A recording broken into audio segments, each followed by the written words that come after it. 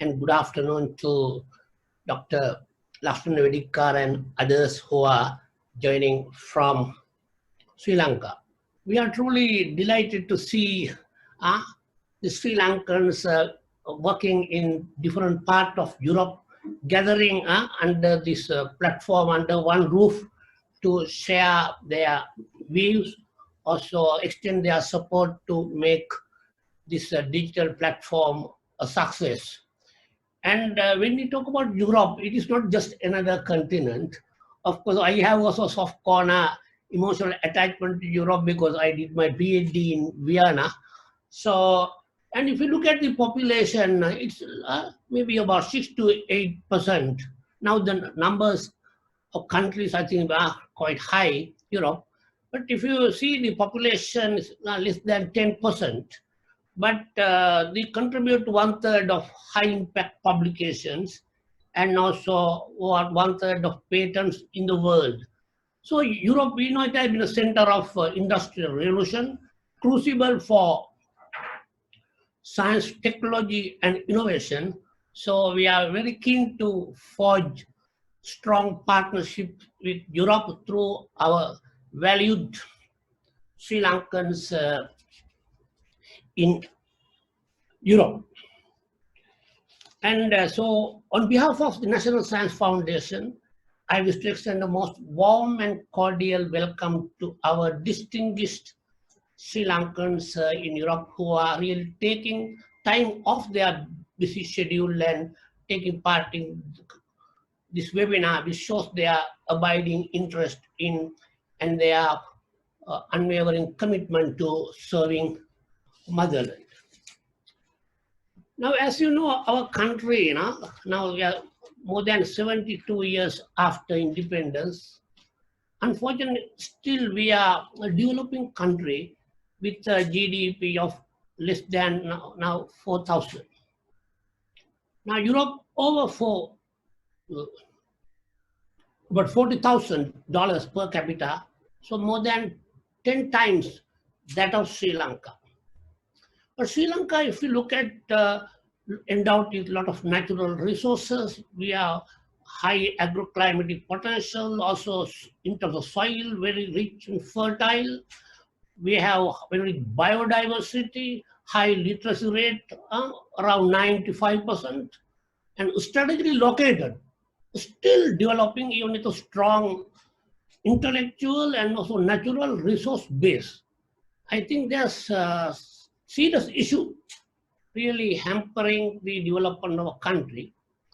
And if you look at the relationship, if you look at this picture analytically, we see a clear relationship between the number of S&T personnel per million and GDP. So Sri Lanka, according to UNESCO, only little over 110, about 111 full-time man equivalents per million. This India about 250 and Pakistan around 300, but Europe over 4,000. So we have only about 100 and you got 4,000, but 40 times higher number of S&T personnel per million.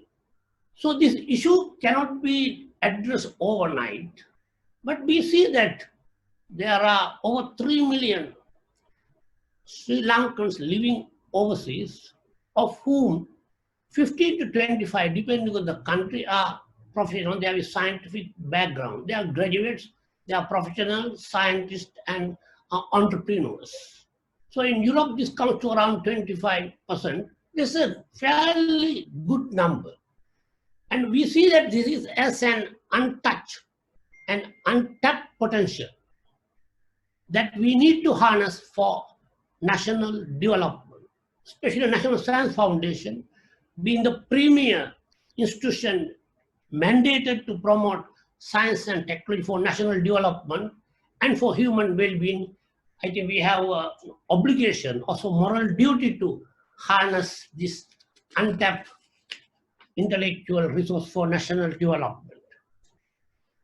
If I am permitted to say a few words in Sinhala, Atul Sumutipala, he is the chairperson of National Institute of Fundamental Studies, අපේ ශ්‍රී ලංකයන් ඔබතුමාල ඔබතුමියන් ගතින් විදේශීය වුණාට හිතින් සහ හදවතින් දේශීයයි.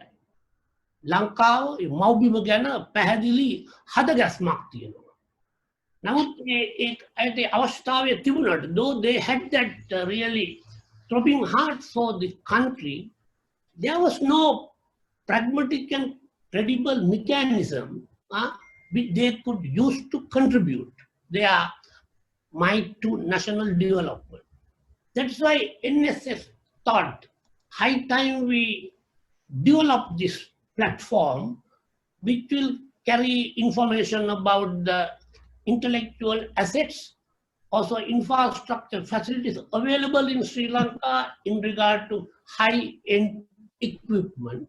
Also, we will now in the process of now developing a digital platform, including incorporating information from our Sri Lankans living overseas in different parts of the world. So I think that way the digital platform will be a very good instrument to harness this untapped potential. Practically the whole spectrum of the economy could benefit from this digital platform if we properly manage and utilize this opportunity. To start with, initially we would be paying attention to higher education and S&T sector, but we are very much interested in promoting trade, industry, business partnership, foreign direct investment, joint ventures, even tourism, all that through this platform in a mutually rewarding manner. Especially Sri Lankan universities, I like to mention that earlier, is because Europe, we is really a melting pot now. It's a diversity, heterogeneity, all there in Europe. Now, in the past, many of our universities had academics who have been trained in different parts of the world. It was a melting pot, our university. If you say Peradeniya, Colombo, for that by any other university, even the university, the faculty I from Ruhuna Agriculture faculty, it had staff members from over dozen of countries from different parts. So it was really a very good hybrid, really heterogeneous. But now that melting pot has been unfortunately reduced to very homogeneous pot, because now vast majority going to Asian countries, China, India, Japan, Korea. We are very grateful to those countries for affording the opportunity and offering scholarship, which we value. But we would like to see greater diversity in our intellectual base. And we also know that if there is homogeneity, that can lead to this inbreeding depression. And also if universities suffer from inbreeding depression, even the economy would suffer from economic depression. So we are very keen to use this platform also to harness more opportunities with our expatriates, our Sri Lankan scientists overseas, to enhance our education, higher education, and science and technology in our country. And with your global mindedness and global perspectives, you can be really a guiding force. We could join forces with our Sri Lankans overseas and be a guiding force, be a lodestar, be a biological compass, giving direction to the government. They need that, and that is also our obligation. So that is basically what this our digital platform is about. And we could really benefit in many areas, like postgraduate studies, joint supervision, even remotely. Our staff could supervise our students. They could serve on the editorial board. They could serve as even adjunct or visiting professors of our universities. And we know that most of the Sri Lankan overseas, they have homecoming once a year, once in 2 years they come. But with the digital platform, our Mr. Ashik, he will give more details about its features. We will have a travel calendar. Now, say for instance, if Professor Shanti Mendes is planning to come to Sri Lanka, we would know what days she would be coming and what days would be available. So we would be able to harness that window to invite her to help with our research or even with having a seminar or talks, so that we will make use of. That way we help develop organic partnership with our Sri Lankan overseas. Why I call organic? This is we want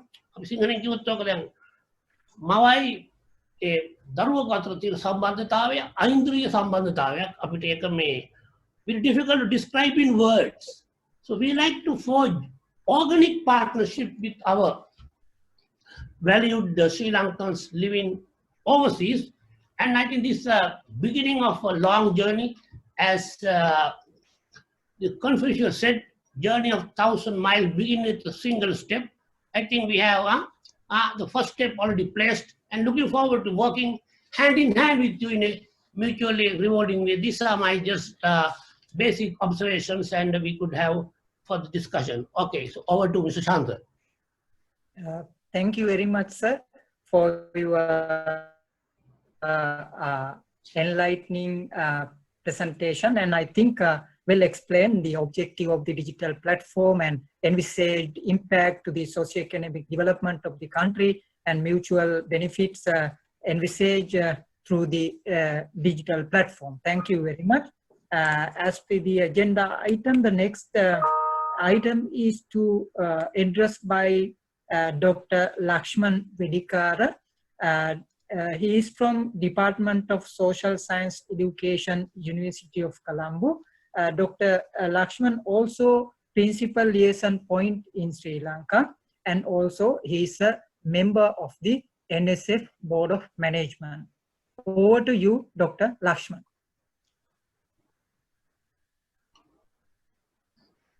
Is he there? If he is not there, why not get into the next person? We have. Yes, sir.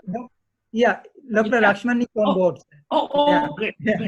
Welcome on board. Do you hear me, sir? Does everybody hear me?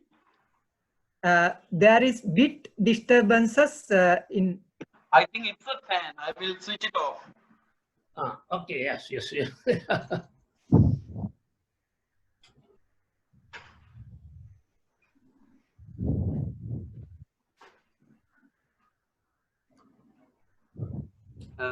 Am I visible now? Oh, yes. Yes, I can hear you. Okay, smart guy there. My name is Lakshman Vedikara, and I am a senior lecturer at the Department of Social Science Education of the Faculty of Education of the University of Colombo. Just to tell you a little bit about myself, I would like to begin with my postgraduate studies, which I completed in Norway, at the University of Oslo in Norway. I completed my Master of Philosophy in Comparative Education, as well as my PhD in Education at the Faculty of Education of the University of Oslo. So when I joined the Faculty of Education here in Colombo, I already had my PhD, so Norwegian government offered me a scholarship when I was working in the Ministry of Education as a teacher educator. This scholarship enabled me to complete my higher studies, postgraduate studies, as well as to meet up with a lot of researchers from across Europe. I'm thankful particularly to the Scandinavian countries, which were quite generous in extending support for postgraduate studies of students coming from developing countries. So after I came to Sri Lanka, I continued to work with the researchers that I met in Scandinavia. As a result, I was able to work on an assignment at the University of Tampere in Finland for 1 semester. In addition to that, I was also able to get staff mobility scholarship offered by the Erasmus Mundus program sponsored by the European Union. And that mobility scholarship enabled me to visit the University of Deusto in Spain, where I worked on their international master's program on lifelong education.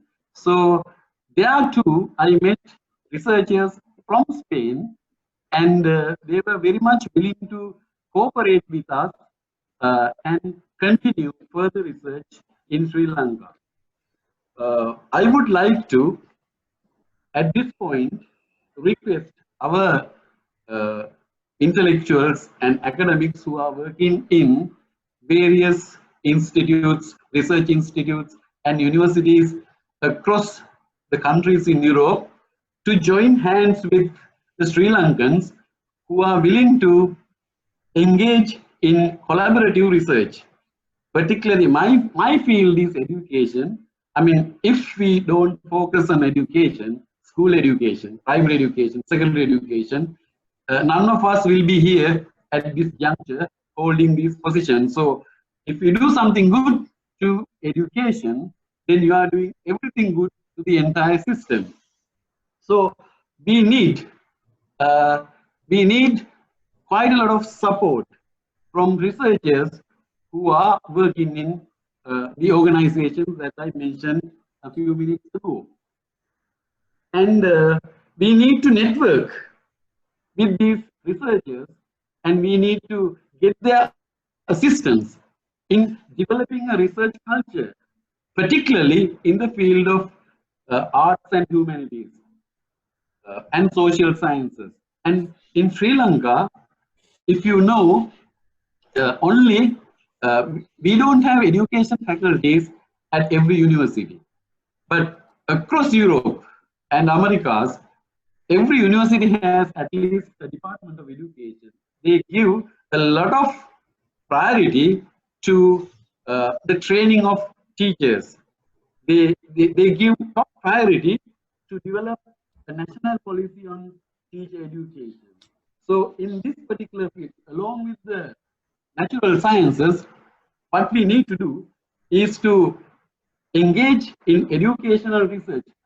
At the moment, there is educational research that is going on concerning school education.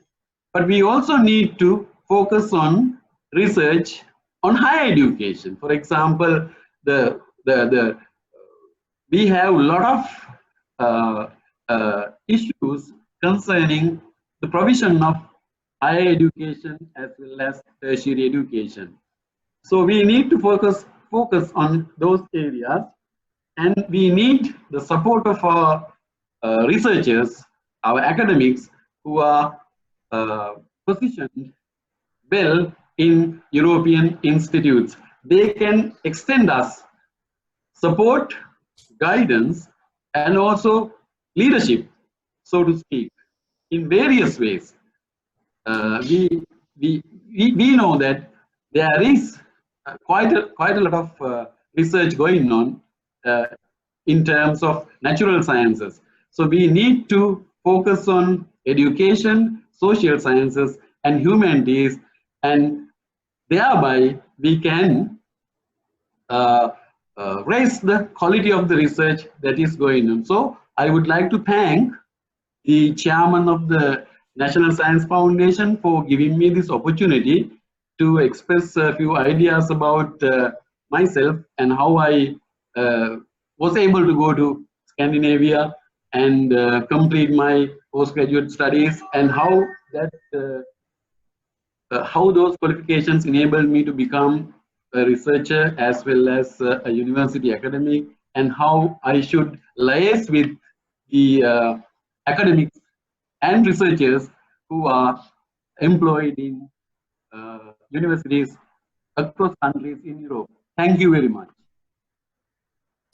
Thank you very much, sir, for sharing your valuable experience and thoughts, and also the way forward in relation to the humanities, social science, and education. Thanks a lot. So next, I would like to invite Professor Prasad Jayaveera from Department of Computer Science, Sri Javadanapuru University. Of course, today the host of the meeting also, Professor Prasad. Over to you, sir. Okay. Thank you very much, Shanta, and also to the Professor Senratna, giving me this opportunity to talk a few words about my experience in Nordic part of the world. So as you all heard, I'm the head and professor of computer science at the University of Sri Javadanapuru. I did my postgraduate education in the Department of Computer and System Sciences, which is a joint department between Stockholm University and KTH. So in connection to, I mean, of course, as Professor Senratna also mentioned, so when you look at this region, Nordic part of the world, there are quite a reasonable number of Sri Lankans living there, and they are holding very many leading positions and excelling in different areas. But the problem is, I mean, when they of course, they are with the interest of helping the motherland, especially with related to the areas that they have some kind of expertise. But the problem, oftentimes we hearing from these people are like finding the matching opportunity. I'm pretty much sure the technology is there. I mean, as something similar to the platform that we are trying to put up through the, of course, support from the SLASCOM. Maybe we'll be having a detailed kind of a small presentation to the latter part of the agenda. SLASCOM is, of course, the Association of Sri Lankan Software and Service Companies. So with that, I mean, so this is basically kind of a facilitation platform to find matching opportunities, I mean, from Sri Lankan and other parts of the world. There are very many, I mean, very many available frameworks, funding opportunities through which we can, of course, collaborate in like win-win type of environment between the two parts of the world. So even I got my, as Professor Vidikar, I too got my postgraduate education through the CEDA support. So we are the first to receive that funding for the IT area. So I completed my PhD with that support, and also even within the CEDA stands for Swedish Agency for International Development. So they are providing very many opportunities. But the problem here is, I mean, the exposure that Nordic people are getting for our country is very less. So as somebody mentioned in the chat box as well, so we can publicize this platform not only for the Sri Lankan but also for the other parties to get joined with us and do something real for the entire world. So I'll stop at this point, letting others to provide their ideas as well. Yeah. Thank you very much. Thank you very much, sir. Next, I would like to invite Dr. Tani Pradeep Kumara from Department of Oceanography and Marine Geology from the University of Ruhuna to share with your experience with the audience. Over to you, sir. Thank you, Shanta. Can you hear me, Shanta? Yeah, we can. Yes, you can go ahead. Sure.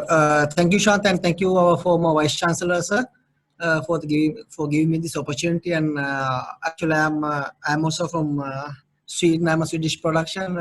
My PhD is from Sweden, Kalmar University. Actually, I'm a marine scientist and marine.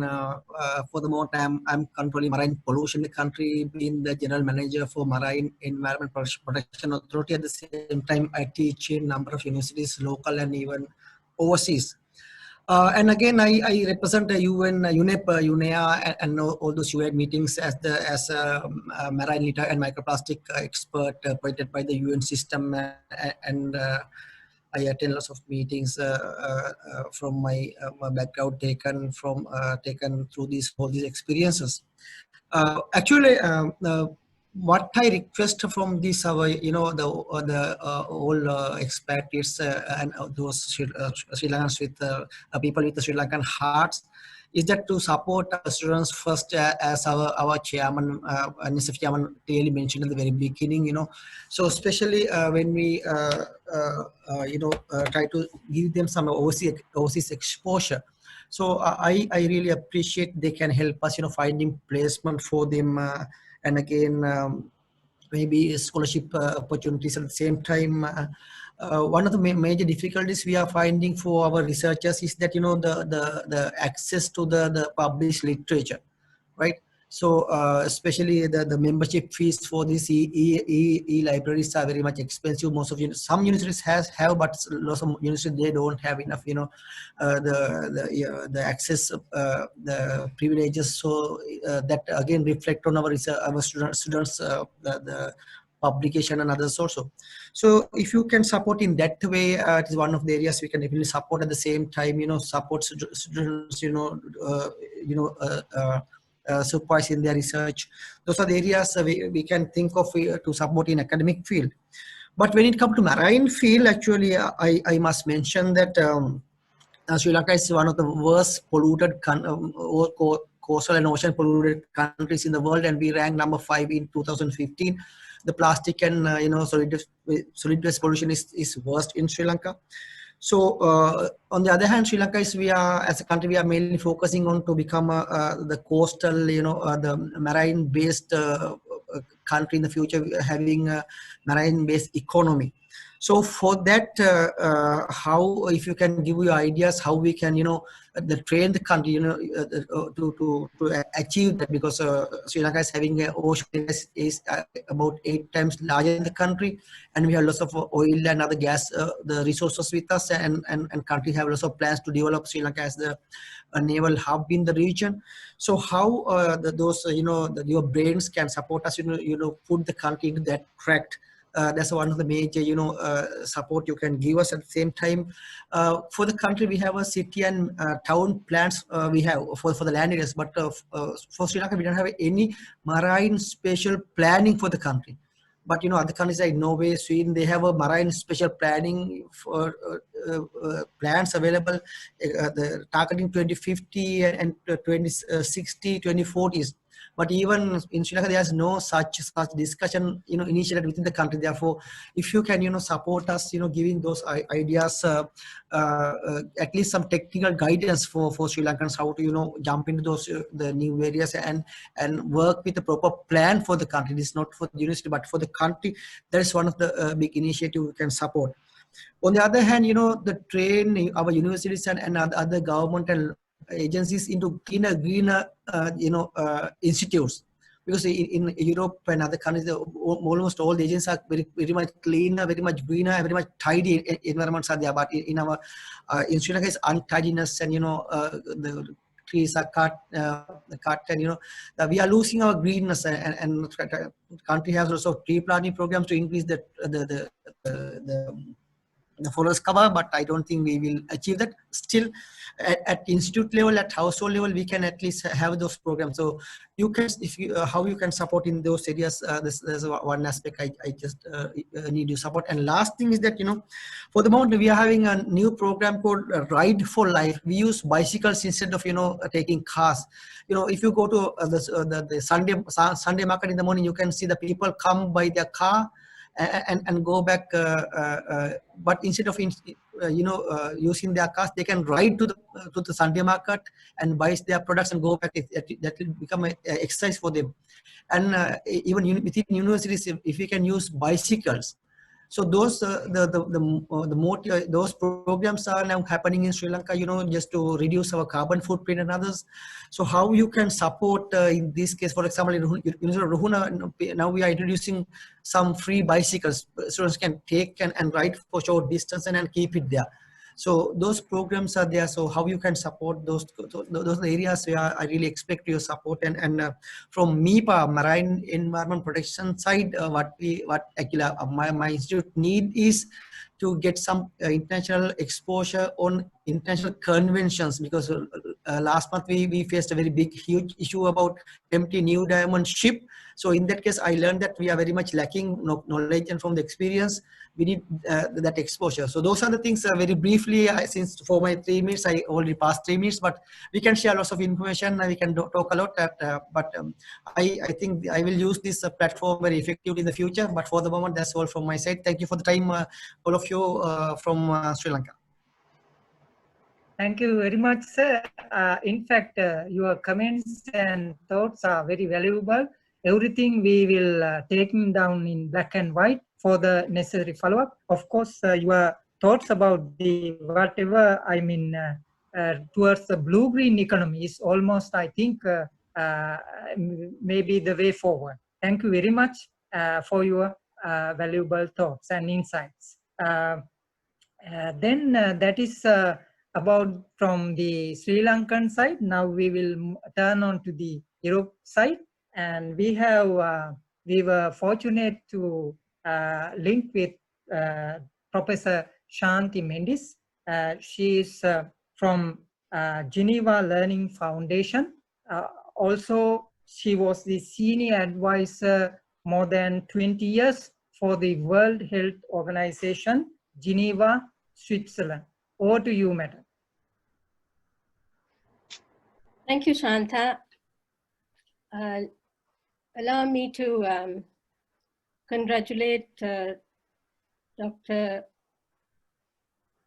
Randit Senaratta, Chairman, National Science Foundation, and the team for launching this very interesting and also a potentially a partnership which is going to be very rewarding, I would say. So it is a good mechanism to, can I check whether you can hear me, please? Yes, we could hear you. Yes. Yes, of course. Okay, so it is a good mechanism to harness the experience and expertise of expatriates all over the world. And there's a lot of potential for the initiative. So congratulations to Dr. Randit Senaratta and the team. Now, I worked in global health in the World Health Organization, as Shanta mentioned. And during that time, we used communities of experts quite a lot for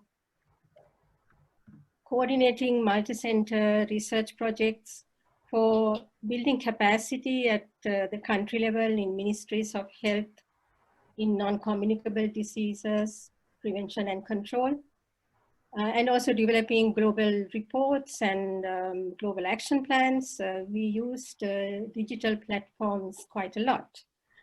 And even now, there is a global coordination mechanism of the World Health Organization linking 194 member states on a digital platform, strengthening the capacity of focal points in ministries of health in countries. And that's running from now, I think 2017, we initiated that. And that has been quite successful. So based on some of those experiences, I would like to offer a couple of suggestions. Very interesting suggestions were made by Professors Jayaveera, Vedikara, and Pradeep Kumara, particularly on environmental health, reducing carbon footprint, reducing pollution in Sri Lanka, all those. But with regard to suggestions, I would like to make just 3. First, when you are making the directory of expatriates interested in contributing to this initiative, perhaps you would want to establish several communities depending on their various interests. And also it may be worthwhile finding out how much exactly they want to be involved with and be engaged with your initiative, because all of them are quite busy people, although they have the interest of contributing to Sri Lanka. The time that they can devote and the level of engagement will depend on their stage of their career, as well as their professional and academic responsibilities. So perhaps you may want to have a short survey and first of all establish these working communities of expatriates in different fields based on the NSF priorities.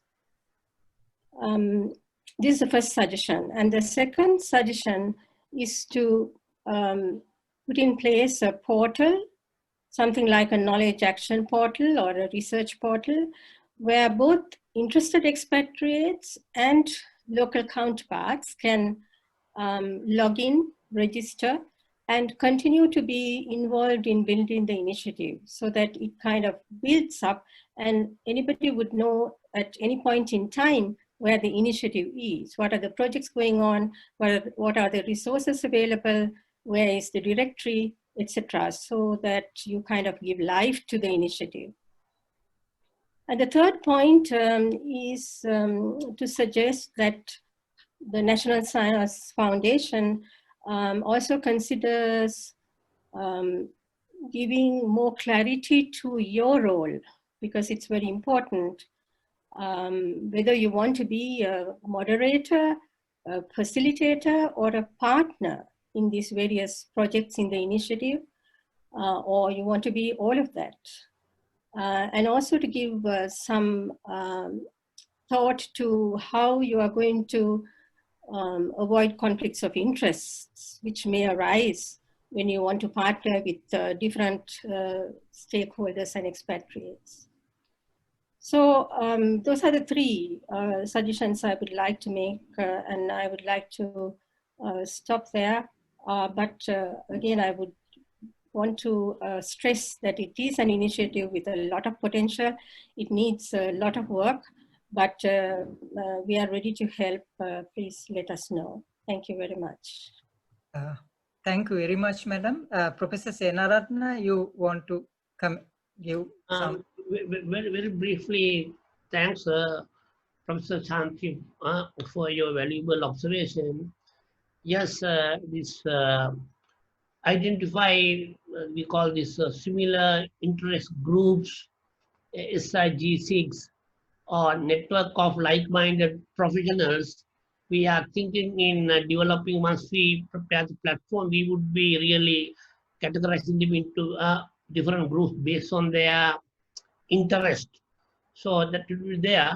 And you mentioned about this, to we have more clarity, what is the role?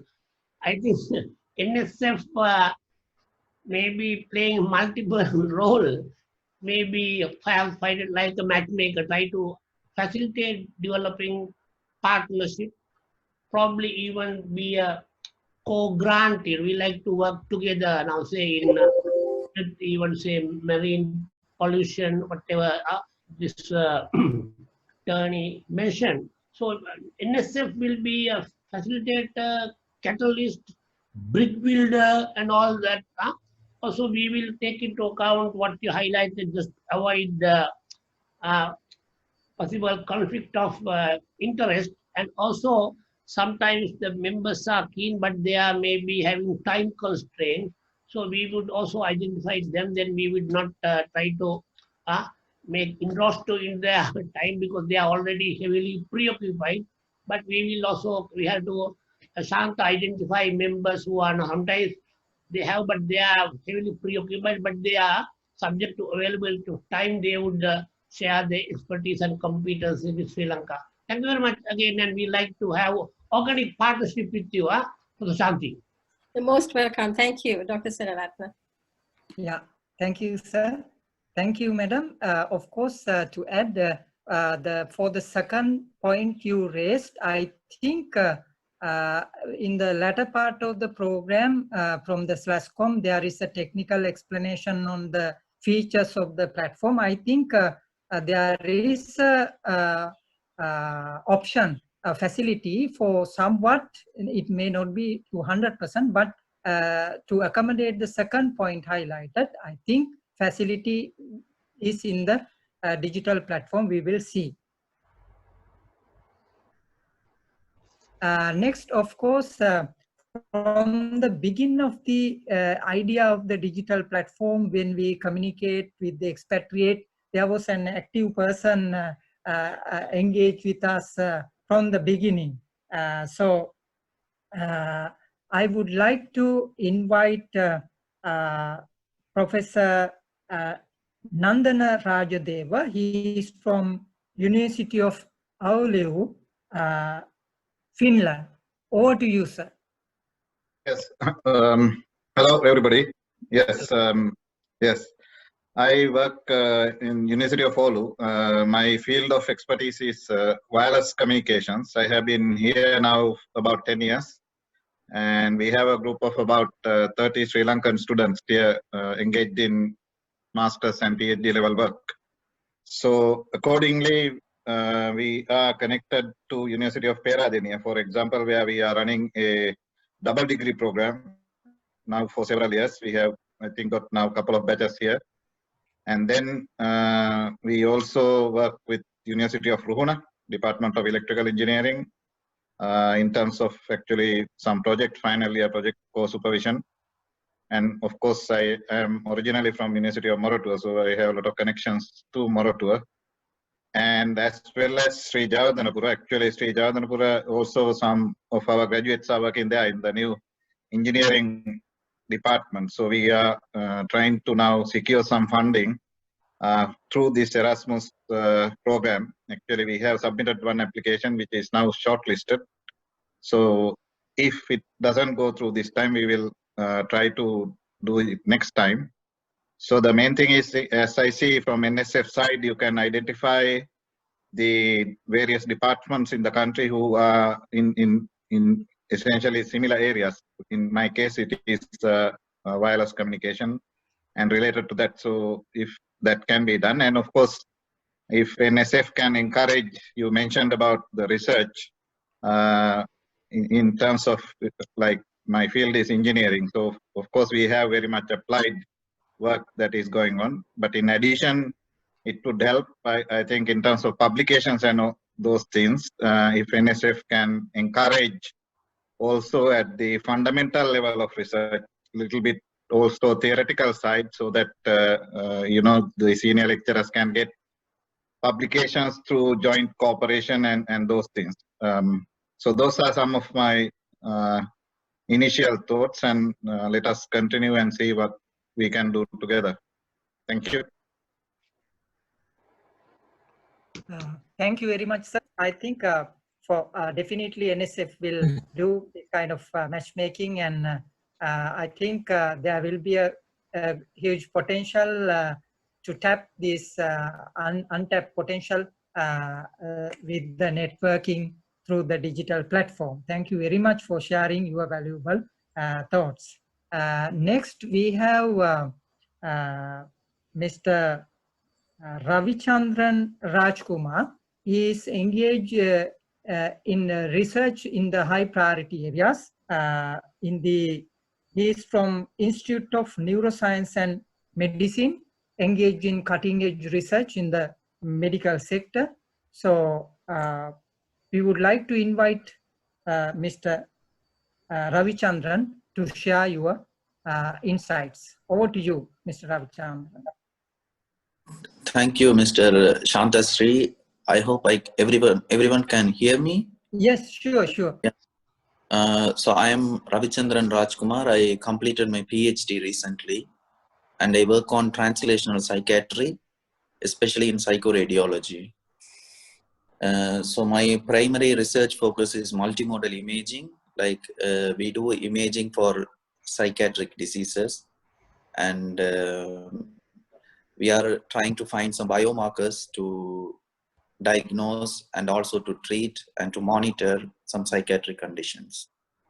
So this is my primary research focus, but I contacted NSF because I work in Ulish Research Center, which has a very good collaboration with India. We even have an office in India where we collaborate with Indian universities and the office in India, which is in Delhi, which is like a link between Indian universities and Forschungszentrum Jülich.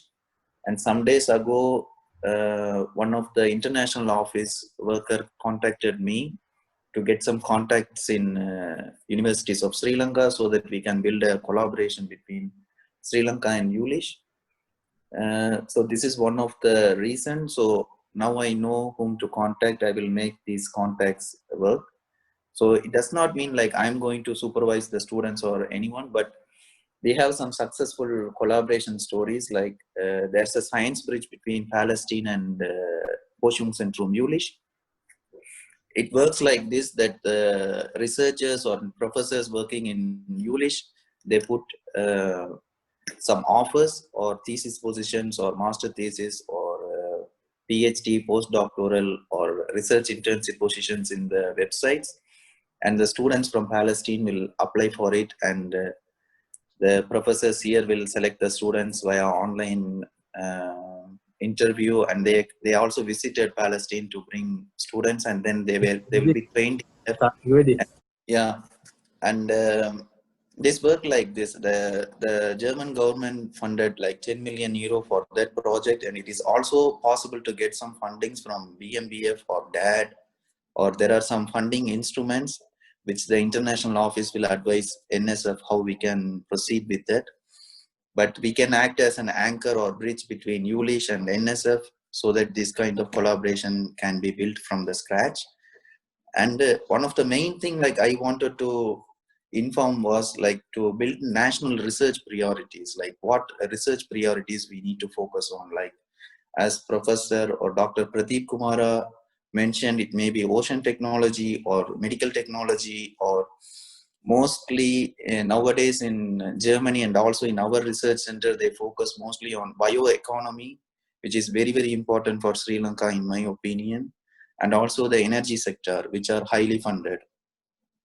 So Sri Lanka and also NSF can come up with this kind of research priorities, then this will be easier to collaborate. Based on the research priorities, the researchers who are working on those priority areas can build new projects in collaboration with Sri Lanka, which will be like really a mutually useful thing to collaborate.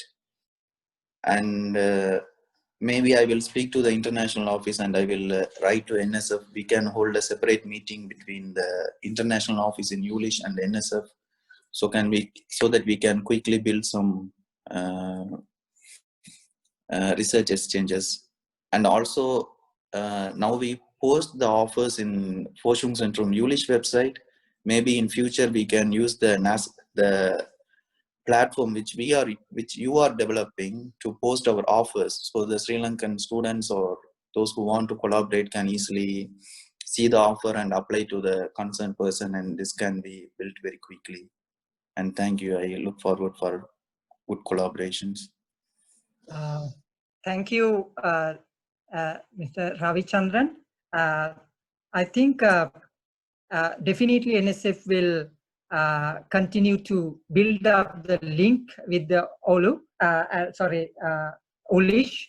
And of course, Sri Lanka medical, health priorities already, I think the majority, earlier it was the case, communicable disease was the major portion, but now it's surpassing, non-communicable diseases are becoming more and more prevalent in Sri Lanka. Therefore, your research field, like molecular-based diagnosis, will definitely help in monitoring, diagnosing, even treating. That is a trend, cutting-edge area in the disease treatment, even diagnosing. Definitely, your research area and collaborations will help in future. We will look forward to harness the same through the digital platform. We will keep in touch with you. Thank you very much for your connecting and sharing your ideas with short notice. Thanks a lot. Briefly, Shanta, I also want to say a few words to Ravi. He has been actually very enthusiastic and communicating with us to identify a matching partner. Now, especially now, International Affairs Division has come in contact with Ravi. I think you could take it forward And Ravi, many thanks and also congratulations on your completing a PhD on the cutting edge area, multi-modal imaging related to psychiatry, how we use biomarkers and so on. Very, very interesting. We would we'll communicate with you. Many thanks and best wishes, right? Thank you. Thank you both. So we will have almost complete the special, invited speech. So next curiosity will be the what are the features and technical options of the proposed developed underdeveloped digital platform. So we have with us Mr. Ashik Ali. He is the Vice Chairman of the SLASCOM. So he will explain the technical features and options available in the digital platform, which will be commissioned due soon. Over to you, Mr. Ashik.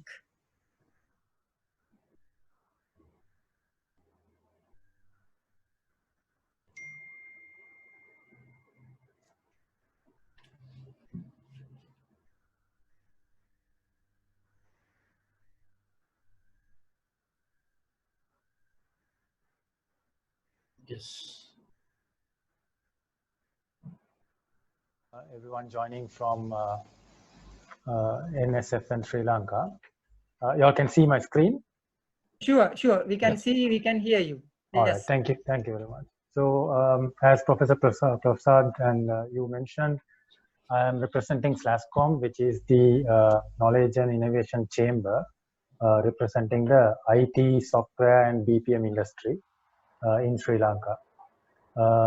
So when NSF reached out to us to build a platform, especially to connect science and technology experts, both from Sri Lanka and overseas, especially of Sri Lankan origin, this perfectly aligned with our vision as well, which is to make this one of the key industry for innovation and economic and social prosperity in Sri Lanka. So beyond building, as in, I think this is the 5th webinar we are having, and as in almost all of the others, a lot of ideas were shared on research collaboration, and here too, SLASCOM looks forward to collaborate with all the experts in Australia, UK, USA, Canada, now Europe. I think next week we are connecting with Japan in some of the key areas where we are also building what we call centers of excellence, specifically in artificial intelligence, robotics, drones, data science, cyber security. So these are some of the areas where we are really focusing on having very deep collaboration with experts, especially of Sri Lankan origin in other countries and in universities. Going into the platform, this is a phase 1 of the project, which is basically to build a platform to connect, develop a directory of experts from both sides, and also to start some discussions and collaborations. So this will be, this is currently under development, almost finished. We are going through some QA and some improvements based on some of the feedback that we have got from all the webinars that we've been attending. So it will be housed under the main NSF website, which is nsf.ac.lk. This will be a sub project of that, and there will be a public page such as this, which is essentially to highlight the mandate of what this project is about, and also NSF shared some success stories in collaboration with overseas experts. There will be some feature articles of that. Beyond that, there will be a registration link which will take people to the registration page, I'm already logged in. I'm not sure that it will go in there. Let me just check. Once on the registration page, as some of the speakers here, so sorry, we are already registered. Some of the speakers already spoke about, there will be key fields where people will enter their contact details, the institutions that they work for, and more importantly, the area of interest. So currently we are looking at discipline, but from this webinar also we understood there is special interest groups that we probably want to link up with. So that, and also I understood we might want to put in a sub-level called the departments, especially when it comes to university research. So we'll incorporate some of those features in as well. So that will be part of the registration. Once you register, it will go for approval by NSF, and when NSF approves, the login credentials will be emailed to the party who registered. From there onwards, you will have access to the directory. Right now, this is some dummy data we are testing with. So you will be able to find experts, both local and international, based on your based on country, based on discipline, based on the organization that you work for, and you will be able to search for them very easily. There will be another section which is an open forum, which will basically allow registered users to either post a thread for discussions, or will allow them to take part in discussions that are already underway. So they can reply, collaborate, upload articles, etc. based on those discussion points. There is also another section for articles.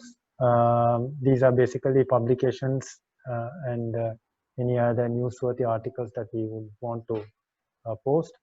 Again, this is moderated, so anyone can submit an article to NSF. Once they look at the suitability of the article, they will catalog it and publish it in the portal, so that it becomes easily available under certain topics and tags. There is also another link to provide feedback on the platform itself, where we could gather those and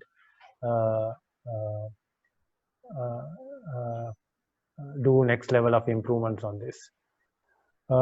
This is pretty much what the phase 1 is. Phase 2 is where we are looking at, once we have these multiple ways of connecting people, how do we do some level of matchmaking. So we will discuss that with NSF, how that would be the most effective, and enable that as well on the phase 2. As far as phase 1 is concerned, these are the 3 or 4 main areas that we are focusing, primarily to build a directory, so that we have a single point where all these contact information, etc. is available, and the discussion forum will allow people to connect. On individual collaboration itself, we had Professor Shanti Mendes today discussing about the role of NSF, so we need to look at that and see how much of it that we need to build into this to either collaborate or be a partner or a facilitator through this platform. That's all from me now. If there are any questions or to any of the others, we can take it up. Thank you very much. Thank you very much, Mr. Ashik. I think it gave a comprehensive overview about the features and options available at the digital platform being developed. And I think at the discussion forum, anyone can clarify the questions. So with that, we will now open for the discussion, open floor for the discussion. Anyone who wish to share the valuable thoughts, it is time now, please.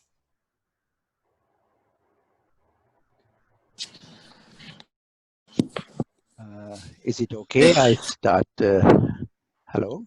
Yes. Can you hear me? Okay. So my name is Sudat Sirivardhana. And first of all, I would like to thank you, Professor Ranjit Senaratna and his team arranging this meeting. And thank you for inviting me as well.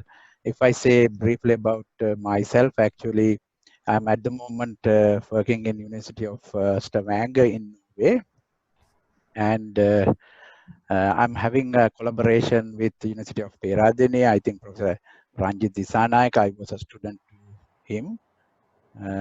And honestly speaking, I contributed to NSF funded research grant, being a co-supervisor for 2 PhD students. And together with me, there are another 3 to 4 Sri Lankans academics working in my university. So we really happy that you initiate this kind of forum, as well as providing this platform, digital platform, to making our collaboration, expand our collaboration with Sri Lanka. So I really glad to contribute future. So I try to contribute as much as possible. And same time, my discipline is civil engineering and structural engineering area. I'm open for both research related collaboration as well as any consultancy. Voluntarily, I can contribute to any project, any global project, which is related to my discipline. So thank you very much for organizing this event, and thank you very much for other speakers sharing their experience and ideas. And I impressed with Professor Nandana Deva. Actually, he's having a great contribution to our students in Sri Lanka. So looking forward to get some ideas or some opinions from some of our members in this team. Thank you very much. Thank you, sir. Priyanta, you were trying to talk, no? Sorry, Professor Prasad? No, I saw Priyanta. Priyanta, were you trying to talk? Or maybe Ravi then. Ravi? I think Ravi was trying to say. Yeah. Yeah, I had few suggestions for the SLASCOM. Maybe in the website they can put few more details about funding opportunities for each countries. Maybe from German side I can compile the funding opportunities which Sri Lankans can use at the master level or PhD level or postdoc or research exchange. And also they can create a page for project offers, so that when we have grant applications, it is not mandatory to choose persons from particular nationalities. Most of the grants are international, so we can recruit people from any countries. There is no cross-border problem. So we can also post the job offers directly.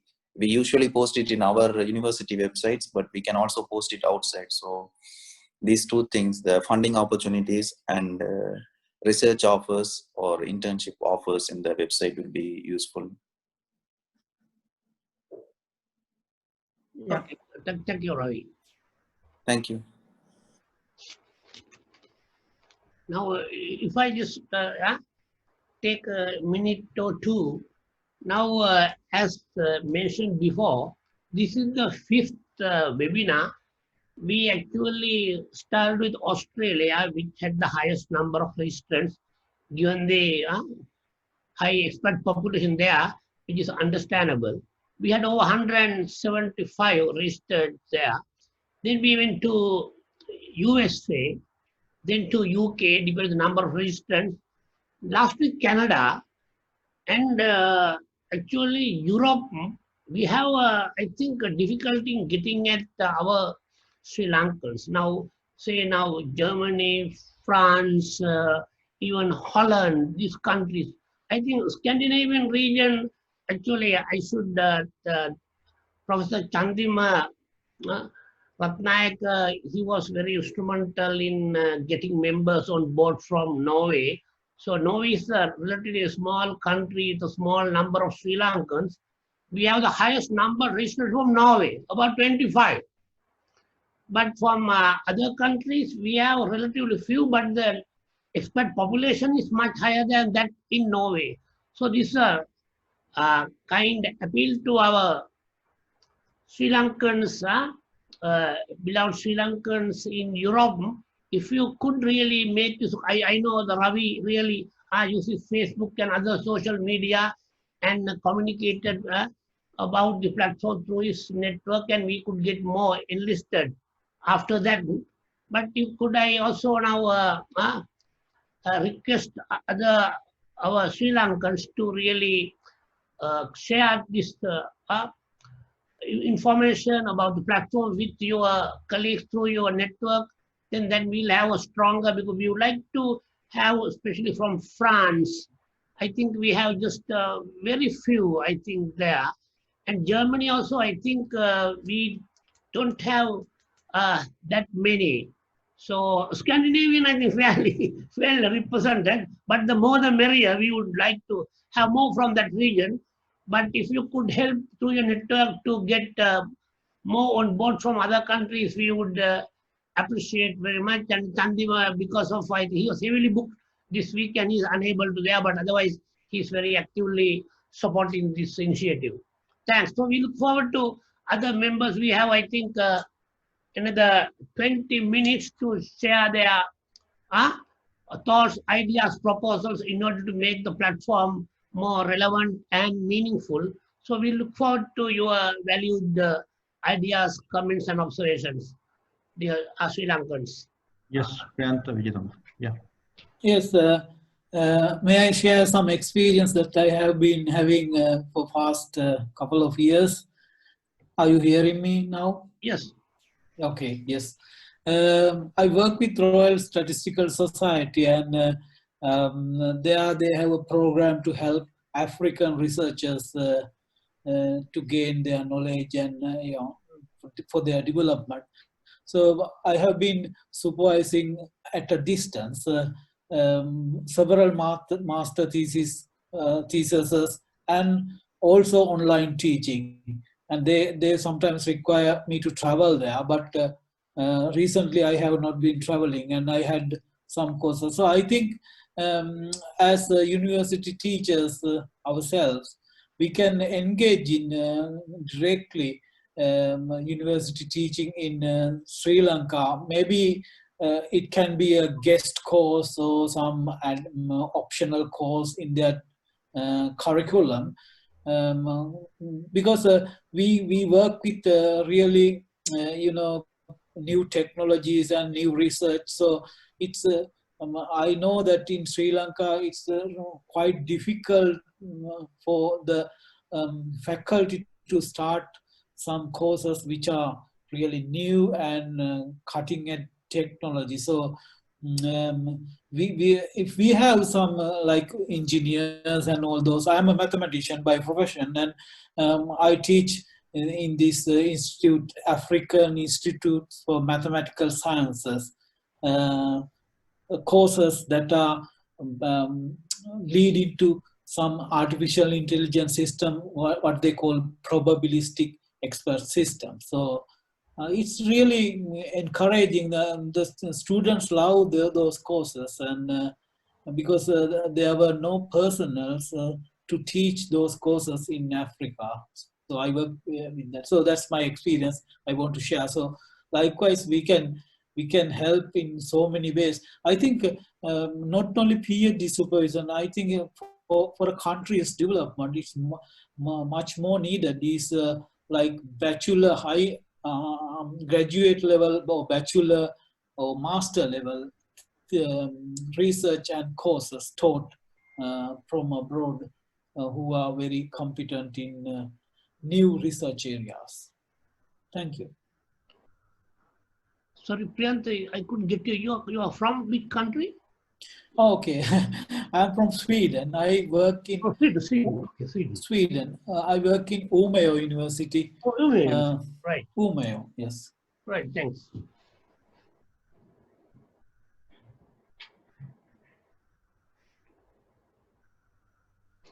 May I pose a question, Dr. Senaratna? Oh, please. Just to follow up on what Dr. Ali just mentioned, these short courses, particularly on multidisciplinary topics, could be also considered because there is this link between infectious diseases, non-communicable diseases, and environmental health that's becoming very apparent with this COVID-19 pandemic. I'm working on that at the moment, and some of the things that some of the speakers mentioned, like deforestation, pollution, damage to biodiversity, and the vulnerability of people with non-communicable diseases to get COVID-19, it's a wonderful opportunity to also kind of have a learning course, a short learning course that interested people can join from Sri Lanka. And it's also something that we can consider without a lot of effort and funding and so on. So for your consideration, I would like to post that because also it's multidisciplinary research can be promoted with that kind of learning course. Thank you. Yes, thanks, Professor Shanti. It is of great relevance and value to us, especially you mentioned about COVID also. And now NSF took the initiative of organizing a high-profile event, mainly Sri Lankans contribute to that. It is under the theme From Adversity to Serendipity, and is titled COVID-19 Impact Mitigation Opportunities and Building Resilience. So we have several tracks there, and we would be very happy because we are going to have the conference in January. And if Professor Shanti, we would now this Duini, my science secretary, she is listening. She would send details to Professor Shanti, and appreciate if you could really also contribute to this event, maybe even online. We will send you relevant details, and we'll follow up with email. Professor Shanti. Thank you. I would look forward to that, and most probably I'll be in Sri Lanka in January, so I would be delighted to participate. Yes, thank you. In person, that would be great. Oh, I see Dr. Renuka is here. Most heartily and warmly welcome. I'm sure now. Yeah, you have a lot of ideas always. Please share with us to take the platform forward. Yeah, thank you, sir. Actually, I started the school projects in Sri Lanka since 2012, and I came. I'm a high school teacher. I'm teaching in high school because of I left the universities because of my health situation. Professor Senaratna knows about it. And now I'm teaching in Norway, a high school system, chemistry and biology.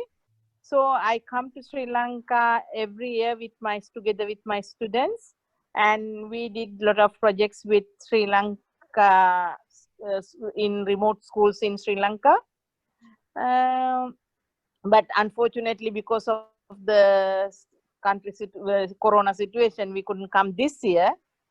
Otherwise, we came and helped and established computer labs and I work together with Professor Kotagama, actually. Professor Kotagama is the local coordinator of the project.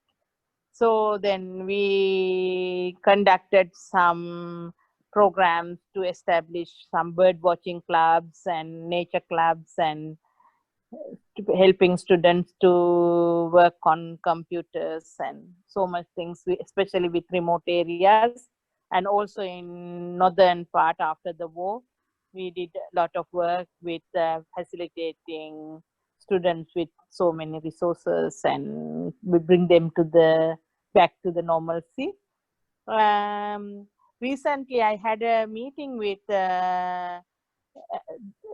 Sri Lankan ambassador of Norway in Oslo, and because now to promote some businesses between Sri Lanka and Norway, we realized that we all eat some food from the boutique Sri Lankan food. but we see that, you know, tuna and all these toramalu and all, they bring import from Thailand and not from Sri Lanka, because then I searched for the reasons and then found out that, you know, one of the biggest importer, fish importer is a Tamil Sri Lankan. But when I was talking to him, he said because, you know, his containers were rejected due to lack of proper testing before they export from Sri Lanka. So this testing were not satisfactory.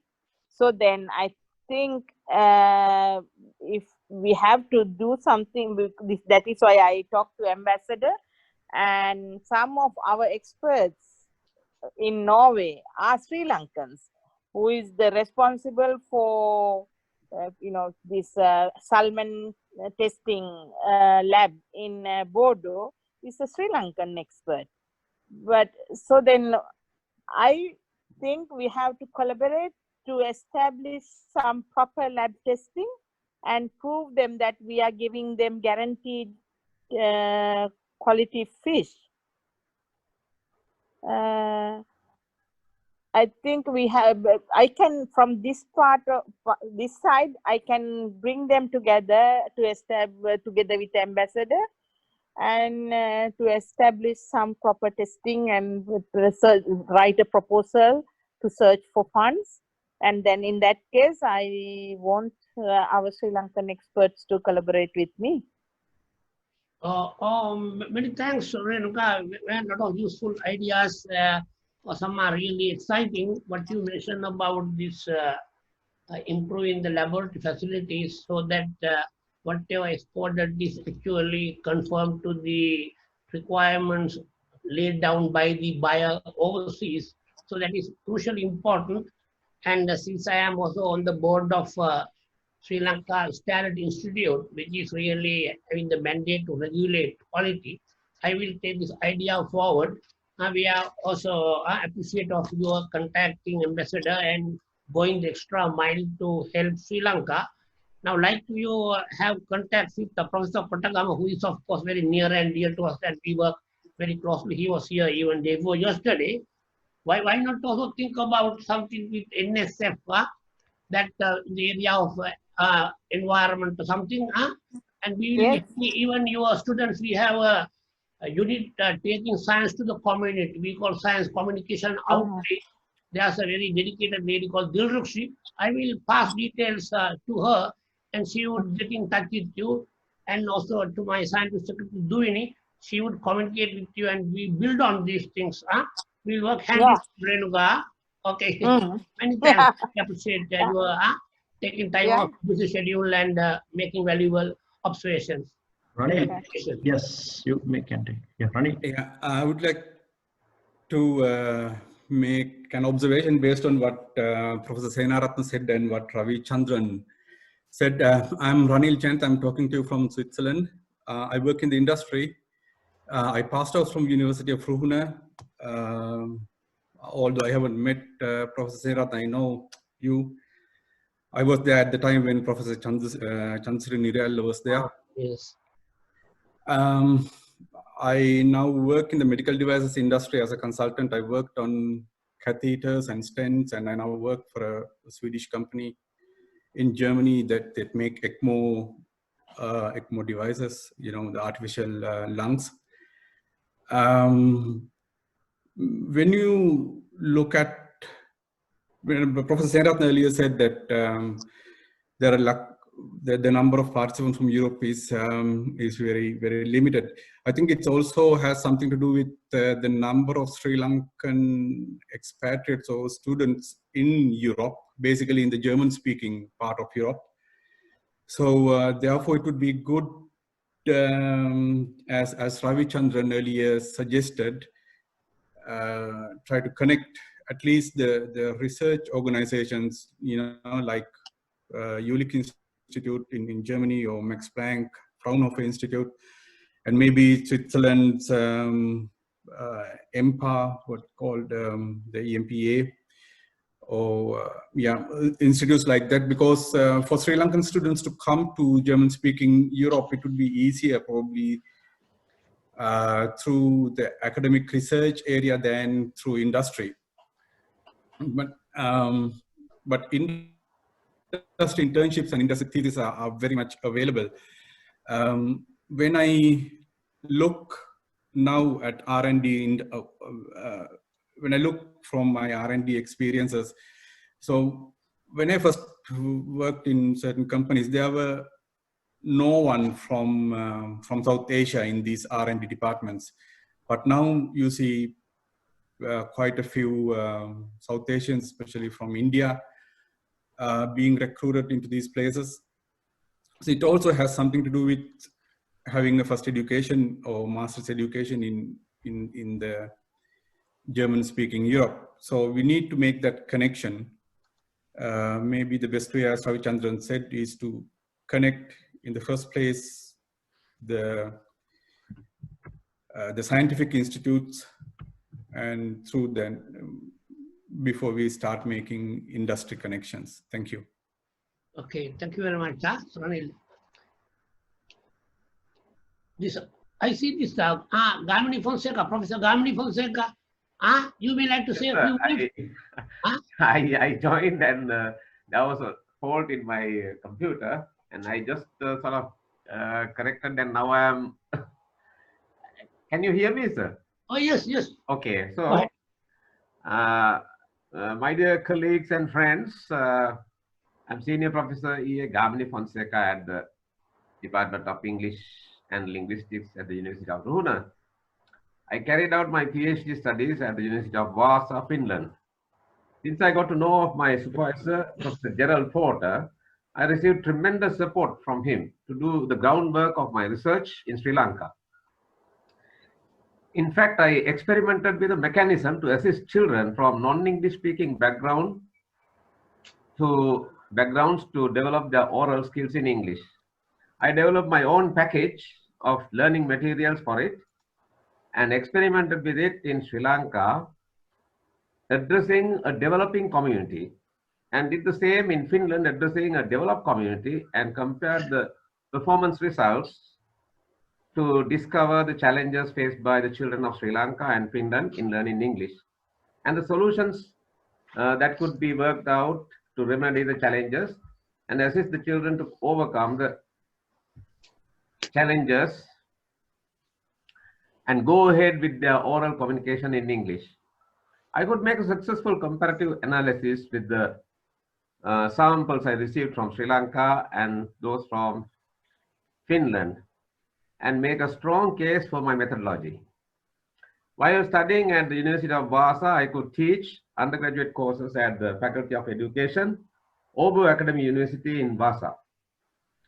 On this occasion, I recall a letter I received from Professor Sven-Erik Hansen, Dean of that faculty, when I was leaving him, when I was taking leave of him to go home. He gave me a letter assuring academic and technical support to develop an English teacher education program in whatever university I would join on my return to Sri Lanka. I presented that letter to the interview board of the very first university which I tried to join on my arrival. The letter was not looked at even.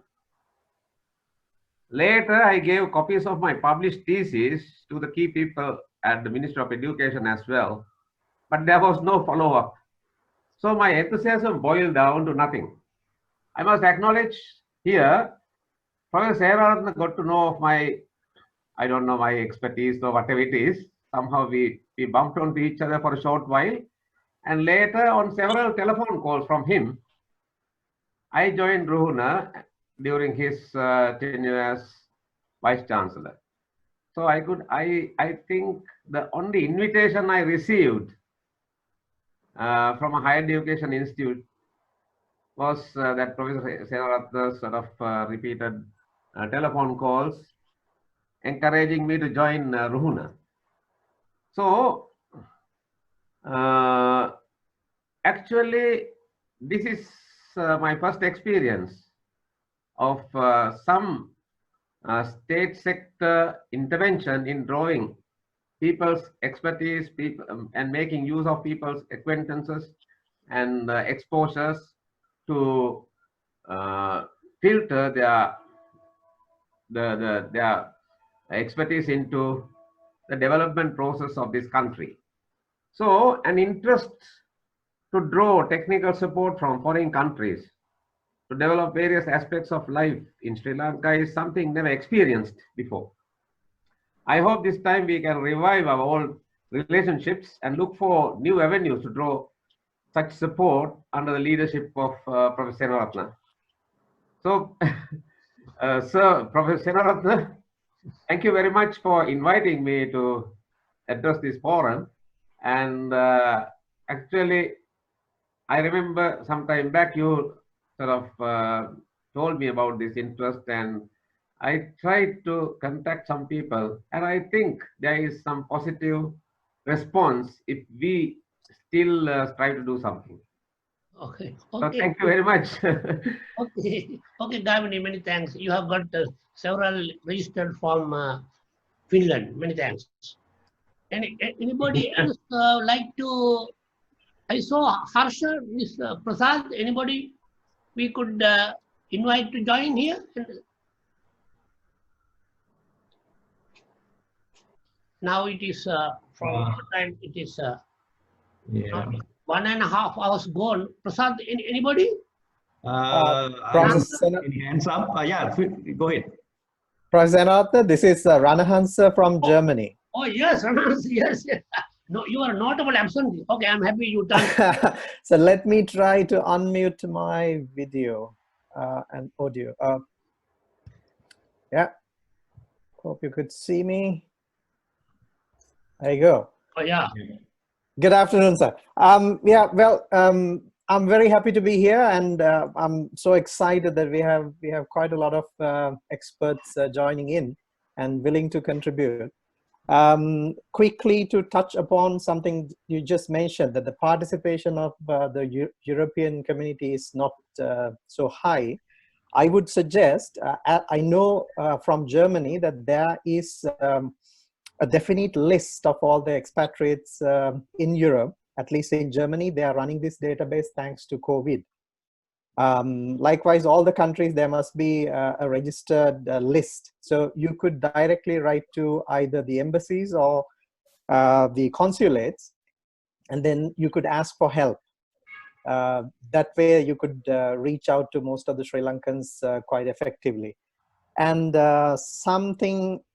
two other things that I would like to touch upon. One is Professor Turney Pradeep mentioned that you need help in specific areas, and in his case, he was very clear what help he would require. For example, ocean cleanup or ocean plastic pollution prevention and that sort of thing. There are a lot of companies out there willing to venture into other areas. Now, we are learning that Sri Lanka is one of the hotspots in terms of ocean plastic pollution. In that case, the priority list, as Dr. Rajkumar mentioned as well, if you put that on your NSF website, I'm sure it will be part of this new digital platform, then we could definitely contribute. So we know what your priorities are. Instead, just shooting in the dark and just writing an email to someone and ask whether you need help, that would really expedite the process so that we could contribute. Let's say if I have a project, for example, I'm working with a global company called Tomra. They are willing to come to Sri Lanka, but for them to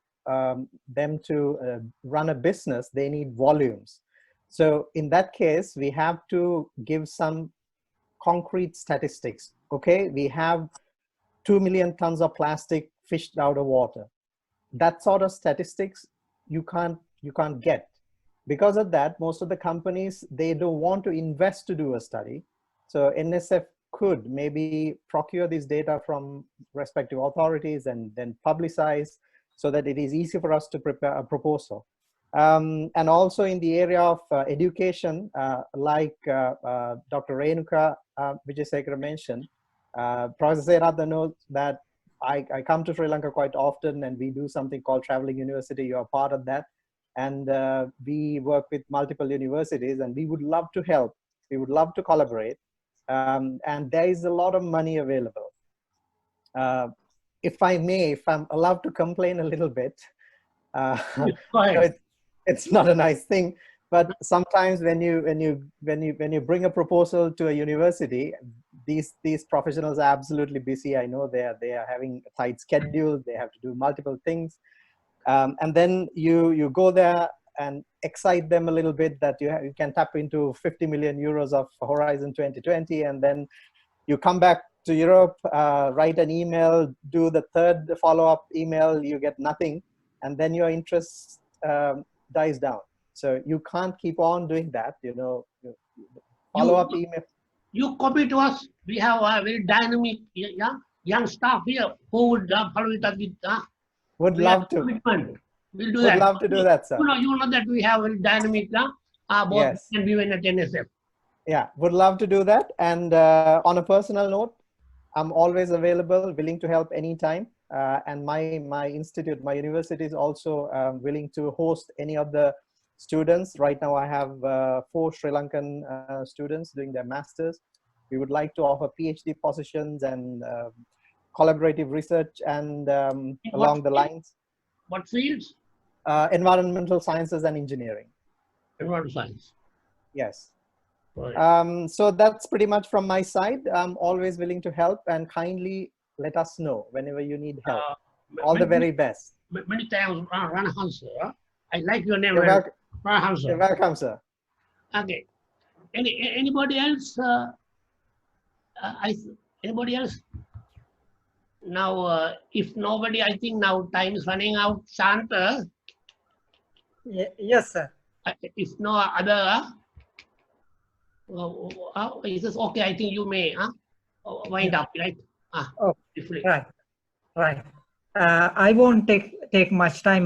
We understand this is a working day and working time for the German, European side. So, in brief, it is pleasure for me to deliver the concluding remarks. I would like to extend our sincere appreciation for Professor Ranjit Senaratne, Chairman of the National Science Foundation, for your leadership and guidance in towards the digital platform and everything. The motive behind of every one of us was you. Thank you very much. And also from the Sri Lankan side, all the speakers and who shared the valuable thoughts and insights. Thank you very much. And our professionals and expatriates joined from the Europe. Thank you very much. Your dedication and commitment was shown. We observed that from the beginning to the end at your busy time schedule. Of course, you were throughout the program and with sharing your valuable ideas, proposals, and everything. And thanks a lot. And we have already taken in black and white all the comments, and as Professor Senaratne highlighted, this is the first step, which is very crucial. We will be sending you the future communications, emails, and please be in touch.